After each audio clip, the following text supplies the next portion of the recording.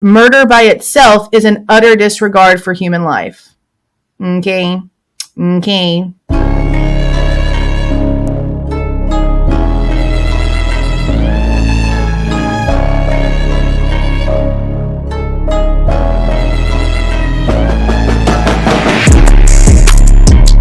Hey guys, this is Jules with True Crime Reactions.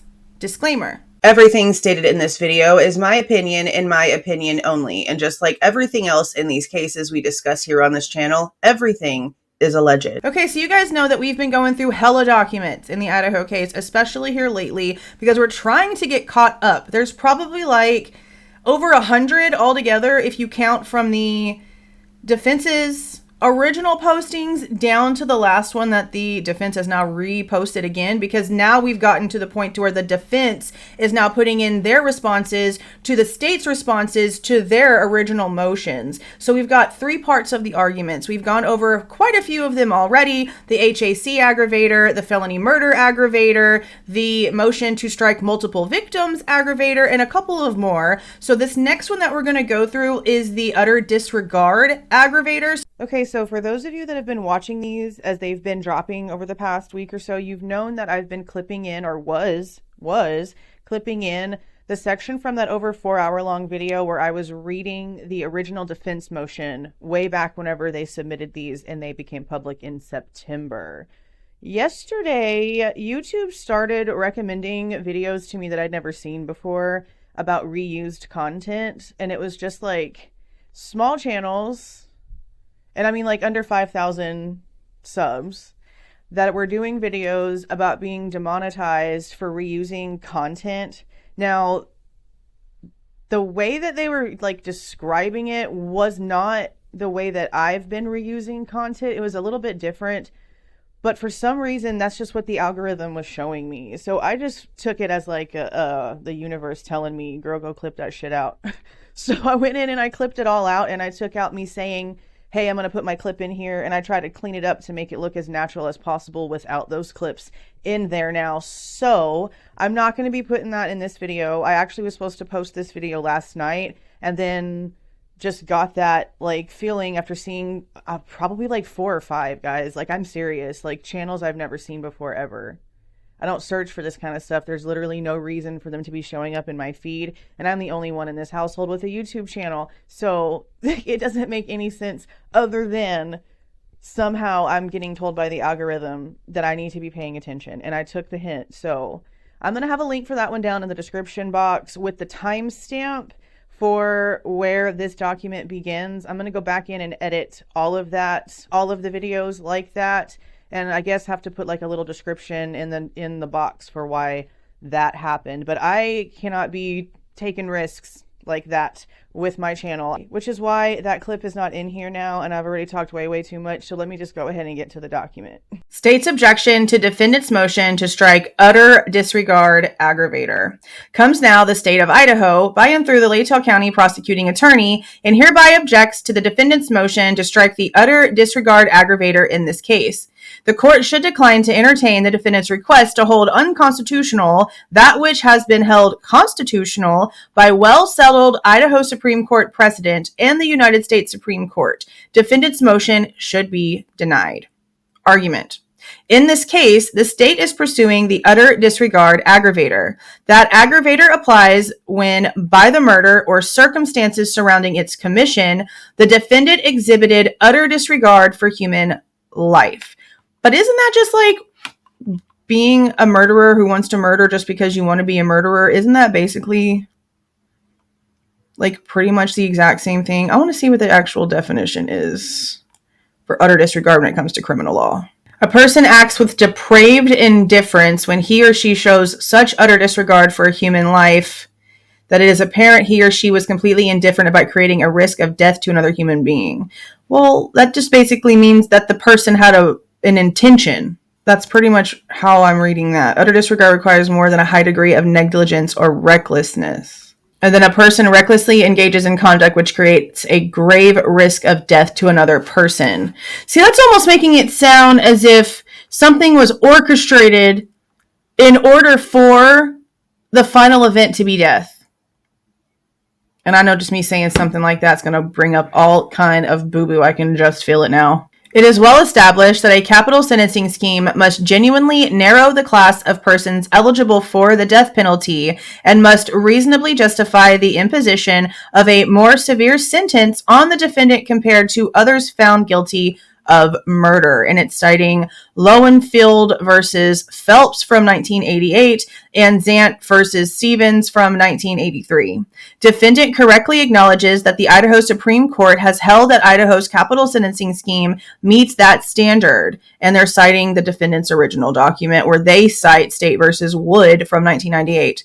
As the Idaho Supreme Court explained in Wood, this court has upheld the constitutionality of its death penalty statutes on numerous occasions. Nevertheless, defendant argues that the court should strike the utter disregard aggravator, asserting that this court should not hold the judicial gloss placed on this aggravator in State versus Osborne was unconstitutional. And we go back to this footnote. Defendant specifically requests that this court should find the gloss placed on the aggravator by the Idaho Supreme Court was in violation of Article 2, Section 2. Oh, this is the exact same one where they're claiming there's no Section 2. They must have meant Section 1. But in this one, as you can see, they spelled court the right way. Defendant also argues that the court should strike the utter disregard aggravator because the Osborne construction does not appear in the standard criminal jury instruction for this case. The court should deny his motion. A, the court cannot overrule the Idaho Supreme Court. That's an argument that they've basically been making for almost every single one of these documents, is that whatever the Idaho Supreme Court says has to go, and this lower district can't do crap about it, which is kind of like, duh, honestly. Defendant makes an extraordinary request of this court to find that the gloss placed on the aggravator by the Idaho Supreme Court was in violation of the Idaho Constitution. This, of course, the court cannot do. The Idaho Supreme Court ambiguously set forth its authority in State versus Guzman. To this court falls the obligation to be and remain the ultimate authority in fashioning, declaring, amending, and discarding rules, principles, and doctrines of precedential law by application of which the lower courts will fashion their decisions.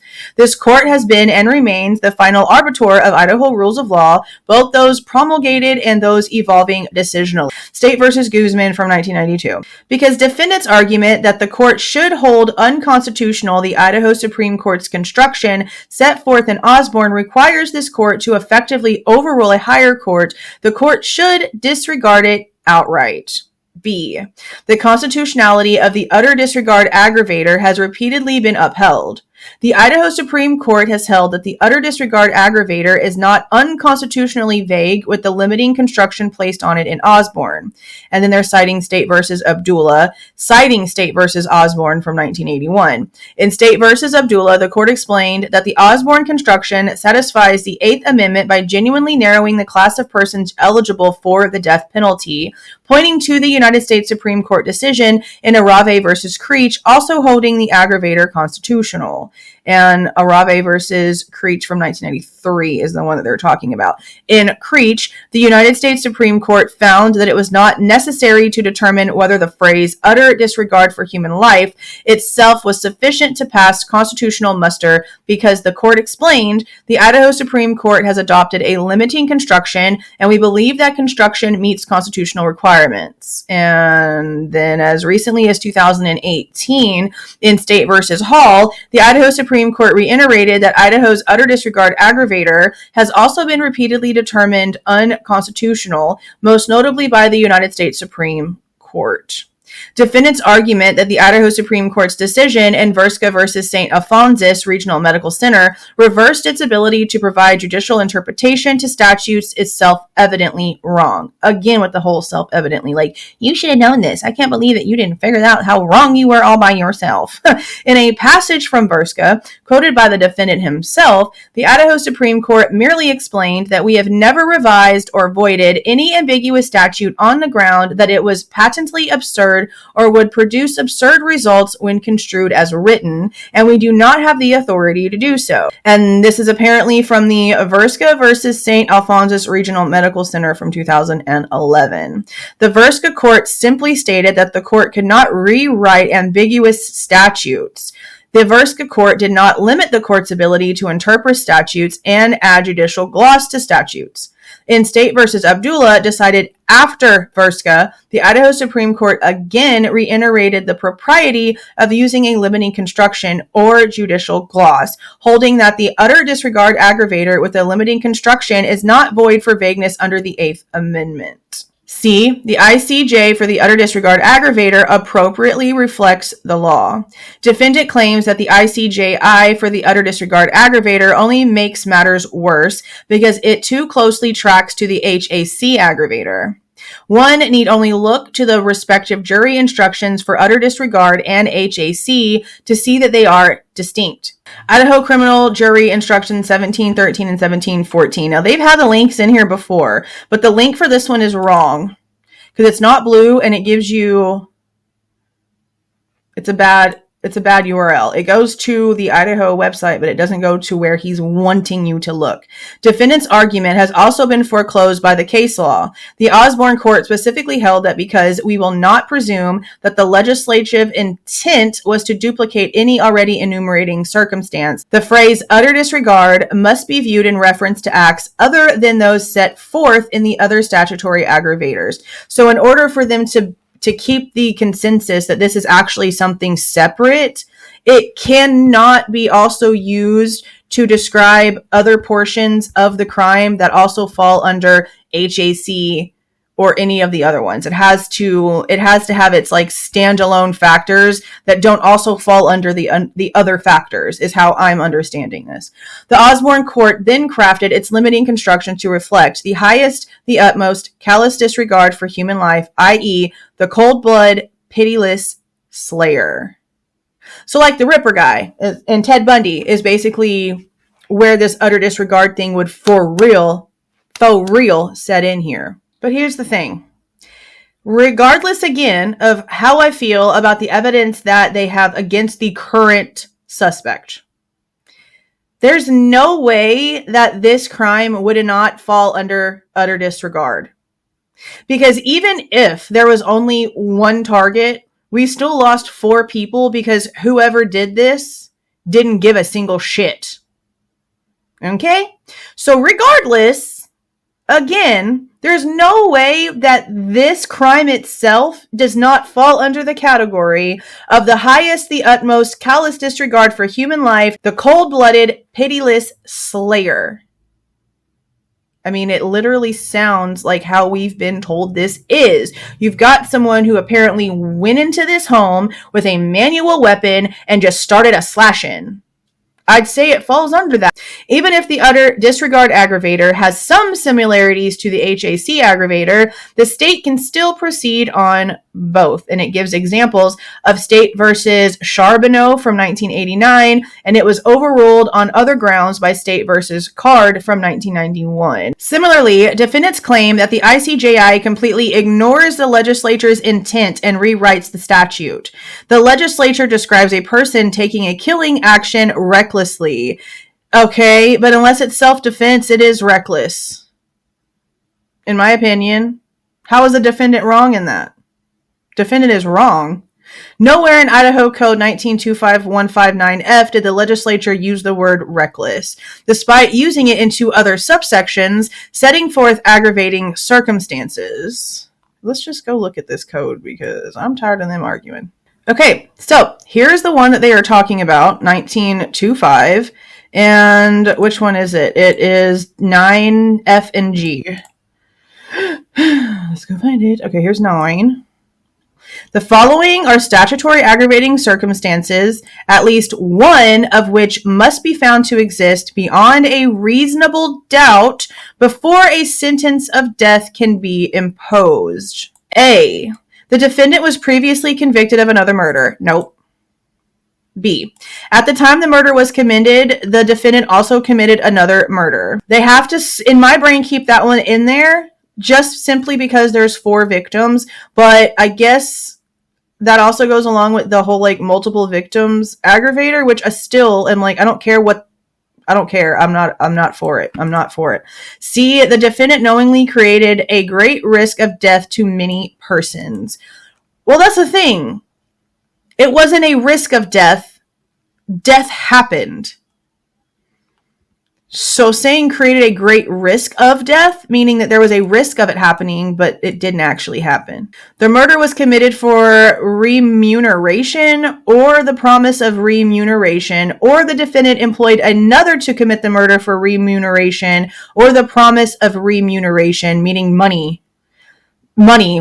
See the word, like, who's going to actually know what this word means unless you actually, like, are charged with the crap. Remuneration is a term that refers to the total amount an employee receives for performing a service or for being employed by a company or organization. I mean, in the real world where people, like, live and breathe, it's called a paycheck. So miss me with that's what a person living in the real world, that's what it's called, because it's not. E, the murder was especially heinous, atrocious, or cruel, manifesting exceptional depravity. Yep, we've gone over that argument with them. Now here's F. F and G right here are the ones that they are mentioning in this. F. By the murder or circumstances surrounding its commission, the defendant exhibited utter disregard for human life. Again, unless it's self-defense, murder by itself is an utter disregard for human life. Okay. G. The murder was committed in the perpetration of or attempt to perpetrate arson, robbery, burglary, kidnapping, or mayhem, and the defendant killed, intended a killing, or acted with reckless indifference to human life. Why are they mentioning G? I know that there's the burglary one on here. I'm really confused on that one, guys. I really am confused. I might actually reach out to a lawyer here on YouTube, like a commenter suggested, and ask about this because I'd like some clarification. The way that they're talking about removing one of the aggravators, the state, removing one of the aggravators from their death penalty notice, they're basically taking out the one that's talking about this stuff. And he's charged with 4 murders and a burglary. So that's why I'm like, okay, are they going to have to change the charges? Are they going to have to remove the burglary charge now that we're seeing this? Because I haven't seen an amendment to his charges. So it's very confusing because it sounds like they're going to, because of what the state has said. And then we know that the defense had asked for the felony murder to be removed. And there was a whole argument basically stating, hey, we're doing this over here, so whatever they wanted to have done is now null and void and it's not necessary because of something that we already did. Very confused. And then also mentioning H. The murder was committed in the perpetration of or attempt to perpetrate lewd or lascivious conduct with a minor, use of a child under 16, ritualized use of a okay, see, look. They cannot just be quoting these kinds of things in these documents with the type of people that follow this case on YouTube. This right here is going to open up like 15,000 different cans of chaos.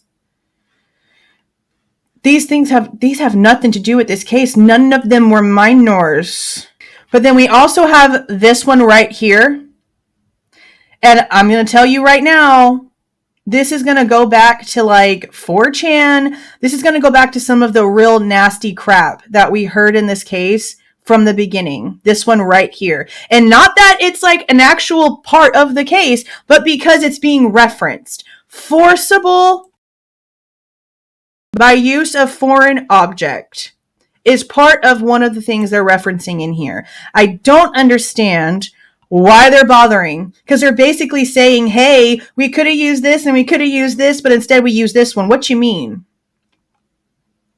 I'm going to have to ask a lawyer some questions because this is driving me absolutely insane. Because look right here. If the legislature intended 19.25159F to encompass recklessness, it would have said so explicitly as it did elsewhere in Idaho's capital sentencing scheme. Conclusion. The defendant's motion is directly contrary to well-established Idaho Supreme Court and United States Supreme Court precedent. It should be denied. Okay, we have the defendant's response to this part, so let me just go ahead and get that pulled up now. Comes now Bryan C. Kohberger by and through his attorneys of record, and hereby submits the following reply to the state's objection to his motion for an order striking from the state's notice pursuant to Idaho Code 184004A, the allegation that the murder itself or by its circumstances showed an utter disregard for human life. The state's objection to Mr. Kohberger's argument that Idaho cannot rewrite a statute via glass consists of the same argument it made to Mr. Kohberger's objection to the HAC, and Mr. Kohberger incorporates his response in that reply to the extent that it is the same. And see, that's funny to me. That's actually kind of funny to me. And not like funny, haha, it's just like funny, ironic, because they're claiming, the defense is technically trying to claim, from what I'm gathering here, that the definitions and stipulations for HAC and utter disregard are basically the exact same thing. The state is saying, no, this is why they're different, and this is where they've already been proven to be different. And in order to keep the theme to the defense's argument that they are the same, they are also responding to the utter disregard information with the exact same information that they used when they responded to the state for the HAC. Okay. The state, however, goes on to argue that the gloss does not change what the legislature had intended by the aggravator. This argument is based on the literal words of the aggravator. Mr. Kohberger would point out that the literal words of the statute were so broad that the Idaho Supreme Court held that they were unconstitutional. Under Gregg, it is apparent that the language contained in 192515F, and then it says 5 and 6. Is there a link? Not that I can use. Okay. I don't know what that's for. Does this go to the IC? It just wants you to, log in. Okay, y'all probably shouldn't have put those links in here anyway. Is facially constitutional. However, in as much as a reasonable person could fairly characterize any murder as especially heinous, atrocious, and cruel, manifesting exceptional depravity. Exactly. Any reasonable person would definitely believe that. I'm a reasonable person.